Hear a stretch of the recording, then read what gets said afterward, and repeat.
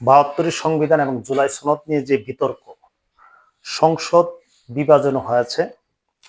এক পক্ষ জুলাই সনদকে সংবিধানে সন্নিবেশিত করতে চাচ্ছে, আর কি পক্ষ সাংবিধানিক বাধ্যবাধকতা নিয়ে প্রশ্ন তুলেছে।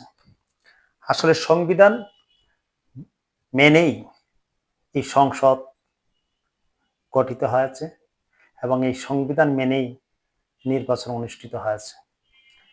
এবং জুলাই সনদের যে বিষয়টি গণভোটে দিয়েছে, গণভোট বিজয় অর্জন করেছে। এখন প্রশ্ন হলো, সংবিধান আগে নাকি গণভোট আগে? এখন যেই সংবিধান মেনে আপনি সংসদে গেলেন, সেই সংবিধান যদি আপনি না মানেন, তাহলে তো গণভোট কিংবা জুলাই সনদকে সংবিধানের সন্নিবেশিত বা সংবিধানের অংশ হিসেবে প্রতিস্থাপন করতে হলে আপনি আগে সংবিধানকে মানতে হবে। এবং এই সংবিধানকে অস্বীকার করে আপনি জুলাই সনদ কোনো সনদেই অন্তর্ভুক্ত সংবিধানে প্রতিস্থাপন করা যাবে না কিংবা পুনর্বিন্যাস করা যাবে না। প্রকৃত অর্থে গণভোট কিংবা এই ভোট নেই বাংলাদেশের মানুষের কাছে, কিছু লোকের কাছে স্বস্তি এবং আস্থা ফিরে এসেছে। এবং মেজরিটি মানুষ এই নির্বাচনে কতটুকু অংশগ্রহণ করেছে, সাধারণ মানুষের ইচ্ছার কতটুকু প্রতিফলন ঘটেছে, সেটা বিবেচনা করতে হবে।